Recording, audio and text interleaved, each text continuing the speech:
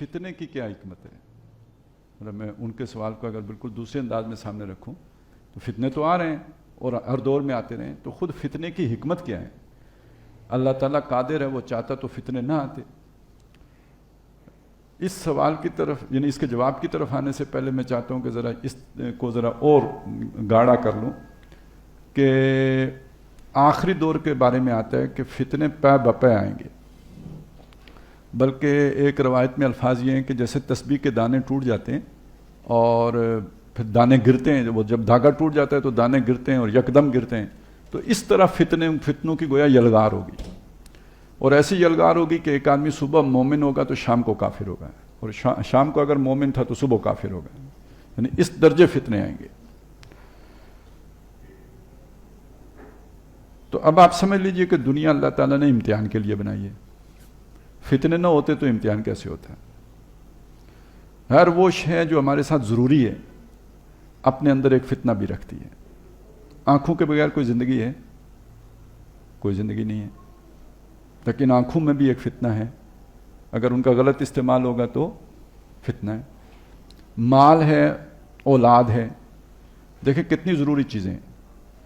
اولاد کے بغیر افزائش نسلی اگر نہیں ہے تو زندگی آگے، تمدن آگے کیسے بڑھے گا؟ بڑی ضروری چیز ہے اولاد ہے۔ بیوی بھی اتنی ہی ضروری ہے، انسان کی اپنی ضرورتوں کے لیے بھی ضروری ہے اور تمدن کی ضرورت بھی ہے، دونوں مل کے ہی آگے اولاد پالیں، بنائیں، پیدا بھی کریں گے اور پرورش بھی کریں گے۔ اچھا، اس سارے کے لیے مال بھی چاہیے، لیکن یہی فتنہ بھی ہے، انما اموالکم و اولادکم فتنہ، ان من ازواجکم و اولادکم عدو لکم۔ تو یہ پہلی بات تو یہ سمجھ لیں کہ فتنوں سے مفر نہیں ہے، فتنے ساتھ جڑے ہوئے ہیں، ساتھ لگے ہوئے ہیں، اور جس مقصد کے لیے یہ دنیا میں ہمیں بھیجا گیا ہے اس کی ضرورت ہے، لازمی ضرورت ہے کہ امتحان ہونا ہے تو امتحان انہی فتنوں کے ذریعے سے ہونا ہے۔ اچھا، یہ وہ فتنے ہیں کہ جو ہماری یعنی شخصیت کا حصہ ہیں، لیکن کچھ خارج سے بھی فتنے آتے ہیں، جیسے جن کا ذکر بھائی کر رہے تھے، یا جن کا حدیث میں ذکر آیا کہ اتنے فتنے ہوں گے کہ وہ بندے کو صبح مومن ہوگا تو شام کو کافر کر چکے ہوں گے۔ تو ایسا نہیں ہے کہ یہ خارجی فتنے نبی صلی اللہ علیہ وسلم کے دور میں نہیں تھے یا اس سے پہلے ادوار میں نہیں تھے، یہاں تک کہ اللہ تعالیٰ کے جو کلام ہوتا تھا اس کے اندر بھی لوگ فتنہ پیدا کر لیتے تھے۔ سورہ کہف میں ایک ایسے فتنے کا ذکر ہے۔ سورہ کہف ویسے بھی فتنوں ہی کے حوالے سے ہے، جو مختلف فتنے آ سکتے ہیں، انہی میں سے دجال کا فتنہ ہے، اس کے لیے وہ پناہ بھی بیان کی گئی ہے۔ تو اس کا میرا خیال 8واں رکوع ہے اس کا، کہ جس میں یہ بتایا گیا ہے کہ وما نرسل المرسلین الا مبشرین و منذرین، ہم نے رسول نہیں بھیجے مگر وہ خوشخبری بھی دیتے تھے، خبردار بھی کرتے تھے۔ وَيُجَادِلُ الَّذِينَ كَفَرُوا بِالْبَاطِلِ، وہ جو رسول خوشخبری یا خبردار کرتے تھے یا جو اللہ کا کلام پیش کرتے تھے اس میں بحث کرتے تھے، کیڑے نکالتے تھے، مین میخ نکالتے تھے، وہ لوگ جو کافر ہیں باطل طریقے سے۔ ایک ہوتا ہے نا کہ آپ نے صحیح بات کی، بندے نے پک کی، اس پر جو اشکال ہے وہ سامنے رکھا، سوال کی صورت میں سامنے رکھا۔ ایک یہ ہوتا ہے کہ اس کو ٹیڑھے معنی دیے اور باقیوں کو بھی، ان کے ذہن کو بھی ابہام کا شکار کرنے کی کوشش کی، تو وہ یہ کام کرتے تھے۔ وَيُجَادِلُ الَّذِينَ كَفَرُوا بِالْبَاطِلِ، اور پھر ساتھ بتایا کہ اس سے بڑا ظالم کون ہوگا کہ جو اللہ کی آیات کے ذریعے سے جسے سمجھایا گیا ہو اور وہ پھر بھی کنی کترا جائے۔ تو یہ بھی ایک فتنہ ہے، تعبیر الٹ دینا، اللہ کی بات کی تعبیر الٹی کر دینا، خود بدلتے نہیں قرآن کو بدل دیتے ہیں، وہ یہ والی جو چیز، یہ بھی ایک فتنہ ہے، حضور کے دور میں بھی تھا۔ چنانچہ نبی صلی اللہ علیہ وسلم سے اس معاملے میں پھر پوری کھل کے بات کی گئی، کیونکہ صحابہ، جیسے ابھی سوال آپ کا آیا تو صحابہ کے ذہن میں بھی اس طرح کے سوال آتے تھے۔ بلکہ یہ دیکھیں نا، جو فرعون کو اللہ نے طاقت دی، نمرود کی طاقت تھی، آگ میں حضرت ابراہیم کو ڈال دیا، یا یہ کہ وہاں ابو جہل اور سرداران قریش کے پاس اتنی طاقت تھی کہ حضرت بلال کو مار رہے ہیں، خباب بن الارض کو آگ میں جو ہے وہ دیکھتے انگاروں پہ لٹا رہے ہیں، تو یہ بھی تو فتنہ ہے نا۔ بنی اسرائیل کے ساتھ جو مصر میں فرعون کر رہا تھا وہ بھی تو فتنہ تھا نا۔ تو ان کے ذہنوں میں وہ بھی تھا کہ ہم حق پر ہیں تو ہم پر اتنا تشدد کیوں، اتنی زیادتی کیوں، یہ کفار کو اتنی کھلی چھوٹ کیوں ملی ہوئی ہے۔ تو ایک فتنے کی نوعیت وہ ہے کہ جو کفار کو طاقت ان کو حاصل ہے، اور ایک فتنے کی نوعیت یہ ہے کہ وہ جو کنفیوژن کریٹ کرتے ہیں۔ حق کے ساتھ باطل کو گڈمڈ کر دیتے ہیں. یہ سارے فتنے یہ ذہن میں ہیں. جب یہ ذہن میں ہے تو اللہ تعالیٰ نے اس کی وضاحت کر دی اور واضح کھول دی بات. وہ ہمیں بھی سمجھنے کی ضرورت ہے کیونکہ ہمارے دور میں وہ فتنے اس سے بھی زیادہ ہیں, جبر اس سے بھی زیادہ ہو گیا. اور طرح سے ہے لیکن ہے. بات کو گھمانا, بات کو بالکل یعنی سچ کو جھوٹ ثابت کرنا, جھوٹ کو سچ بنا دینا, یہ آج میڈیا کے ذریعے سے بہت آسان ہو گیا. تو اب اس میں ایک بات سمجھ لیجئے کہ اللہ تعالیٰ نے بتایا کہ یہ اگر اللہ نہ چاہتا تو لوگ یہ نہیں کر سکتے تھے, بلکہ یہ بتایا وَكَذَلِكَ جَعَلْنَا لِكُلِّ نَبِيٍّ عَدُوًّا شَيَاطِينَ الْإِنسِ وَالْجِنِّ. اسی طرح ہم نے ہر نبی کے دشمن کھڑے کر دیے جنوں میں سے بھی اور انسانوں میں سے بھی.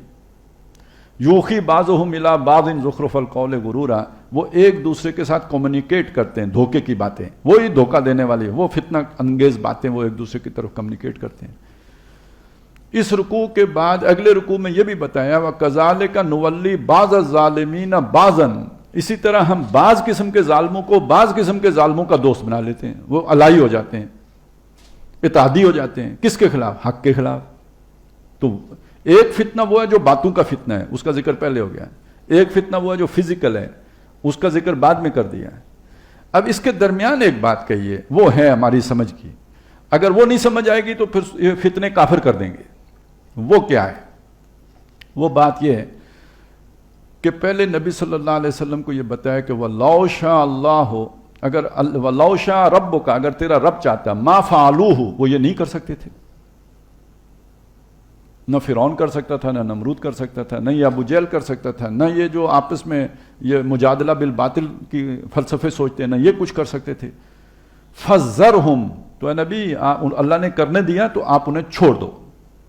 وما یفترون, اور جو انہوں نے وہ فلسفے بنائے ہیں نا ان سے بھی صرف نظر کرو, پرواہ نہ کرو ان کی. اب اس کے بعد بتایا کہ یہ اللہ نے کیوں موقع دیا انہیں. یہ ہے کانٹے کی بات, یہ ہے سمجھنے کی بات, یہ ہے جس کے لیے میں نے باقی ساری تمہید باندھی تھی. اب آپ کے سوال کا جواب شروع ہو رہے ہیں. وَلِتَسْقَى إِلَيْهِ أَفْئِدَةُ الَّذِينَ لَا يُؤْمِنُونَ بِالْآخِرَةِ, تاکہ وہ جو فتنہ اٹھا ہے اس فتنے کی طرف مائل ہو جائیں ان لوگوں کے دل جو آخرت پر ایمان نہیں رکھتے. اللہ کو مانتے ہیں, یہ نہیں کہ اللہ کو نہیں مانتے, اللہ کو مانتے ہیں, رسول کو بھی مانتے ہیں, آخرت ان پر کھل کے عیان نہیں ہے, وہ دنیا کی محبت کا شکار ہے. یہ فتنے انہیں اپنی طرف کھینچ لیں گے. وَلِتَسْغَى إِلَيْهِ أَفْئِدَةُ الَّذِينَ لَا يُؤْمِنُونَ بِالْآخِرَةِ, پہلی بات یہ. دوسری بات یہ کیا ہے؟ وَلِيَرْضَوْهُ, تاکہ اس گناہ پر وہ راضی بھی ہو جائیں. یہ گناہ پہ راضی ہونے کا کیا مطلب ہے؟ کہ اللہ تعالیٰ نے انسان کا جو نظام رکھا ہے, جب وہ گناہ کرتا ہے تو اس کا ضمیر اسے کاٹتا ہے, چبھن ہوتی ہے.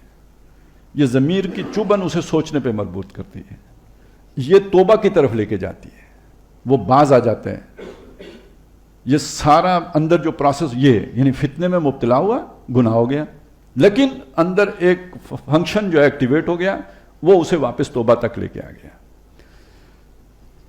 البتہ جب وہ اس گناہ کا کوئی عذر تلاش لیتا ہے, اس کے لیے کوئی جسٹیفیکیشن دے لیتا ہے, تو یہ فتنہ گویا اتنا پھر شدید ہو جاتا ہے کہ اب وہ اس گناہ پہ راضی ہو جاتا ہے. وَلِيَرْضَوْهُ, تاکہ وہ اس پہ راضی بھی ہو جائیں. وَلِيَقْتَرِفُوا مَا هُمْ مُقْتَرِفُونَ, تاکہ وہ کرتے چلے جائیں جو کچھ کہ وہ کر رہے ہیں, توبہ کی امید ختم ہو جائے ان کی. تو فتنے کا تعلق انسان کے ایمان کی آزمائش کے ساتھ آ گیا. یہاں پہ بات بالکل کھل کے آ گئی, اور ساتھ یہ بات واضح ہو گئی کہ ان فتنہ گروں کو اللہ نے یہ موقع اس لیے دیا ہوا ہے کہ جن کے ایمان میں کوئی کمی ہے تو اس کمی کا ازالہ ہو جائے. ازالہ نہیں, اس کمی کے نتیجے اگر اس کا ازالہ نہیں ہو سکتا تو وہ ہمیشہ ہمیشہ کے لیے اس فتنے کی نظر ہو جائیں, یہ چھٹ کے علیحدہ ہو جائیں. یہ اس طرح کے کمزور لوگ جو ہیں وہ حق کے ساتھ رہیں ہی نہ, چھنٹی ہو جائے.